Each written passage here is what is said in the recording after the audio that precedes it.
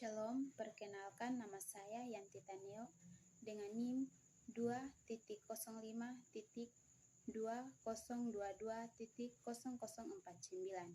kelas B semester 1 Prodi Psikologi dari kampus Institut Agama Kristen Negeri Kupang.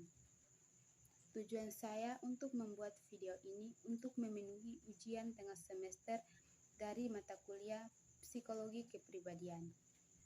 Pada video ini saya akan menjelaskan tentang teori kepribadian psikoanalisis dari Carl Gustav Jung.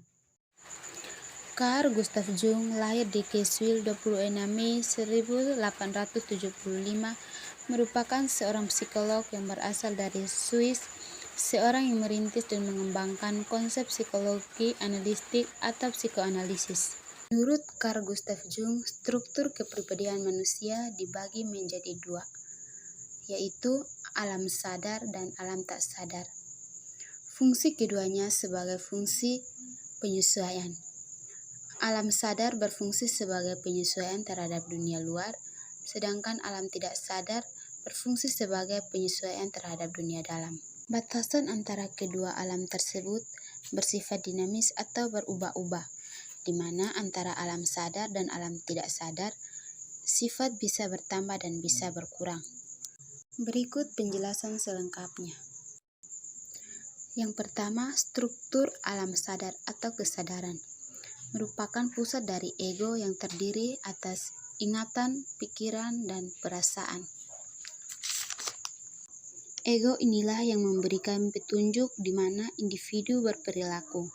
Nah, ada dua komponen kesadaran. Yang pertama, sikap jiwa. Jung sendiri melihat bahwa manusia memiliki sikap yang terdiri dari introversi atau yang kita kenal dengan introvert, dan ekstroversi yang kita kenal dengan ekstrovert.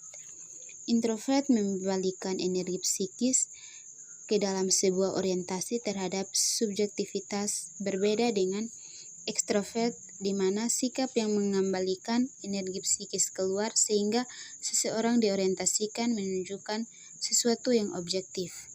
Secara sederhananya, introvert ini bisa diartikan sebagai seseorang yang tertutup, dan ekstrovert ini bisa diartikan juga sebagai orang yang terbuka.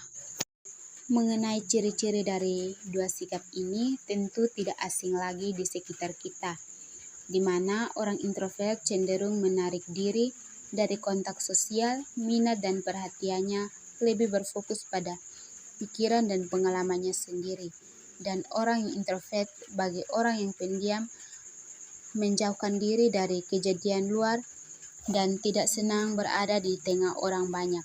Orang introvert ini cenderung memang segala sesuatunya sendiri, dan jika memang memiliki ide atau gagasan, mereka hanya sebatas pemikiran, tidak untuk dikatakan secara langsung.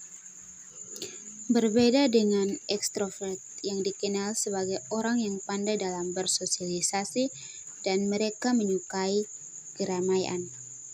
Mereka adalah orang yang banyak berbicara daripada mendengarkan.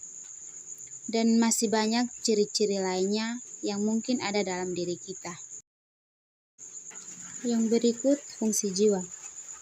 Di mana fungsi jiwa ini terdapat 4 fungsi jiwa, diantaranya pemikiran, perasaan, penginderaan, intuisi.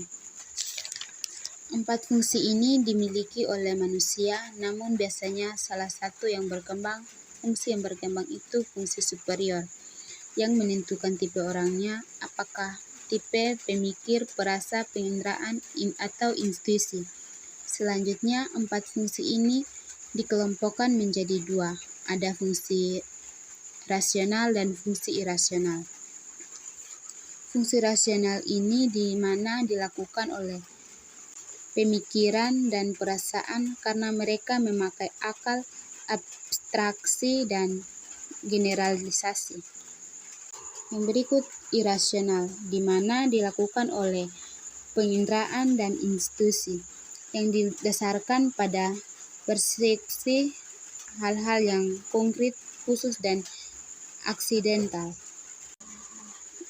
Yang kedua, struktur alam tak sadar atau ketidaksadaran, Menurut alam ketidaksadaran mempunyai dua lapisan, yaitu ketidaksadaran pribadi yang mencakup segala sesuatu yang tidak disadari secara langsung, tapi bisa diusahakan untuk disadari. Yang kedua, ketidaksadaran kolektif, di mana ketidaksadaran kolektif ini tentunya tidak disadari sehingga akan membuat kita bertanya-tanya mengenai bagaimana orang dapat mengetahui atau menyadari ketidaksadaran tersebut. Ketidaksadaran ini diperoleh secara tidak langsung, yaitu melalui manifestasi ketidaksadarannya berbentuk gejala, kompleks, mimpi, fantasi, khayalan, dan arketip. Dalam arketip sendiri mencakup beberapa hal yang diantaranya ada persona, yaitu sikap yang diperlihatkan di dunia. Yang kedua, shadow, bayangan, maksudnya itu adalah sisi buruk manusia. Yang ketiga, anima, merupakan unsur feminim. Yang keempat, animus, merupakan unsur maskulin. Yang terakhir, self, tujuan mewujudkan diri yang sejati. Nah, itulah penjelasan singkat dari teori kepribadian Carl Gustav Jung.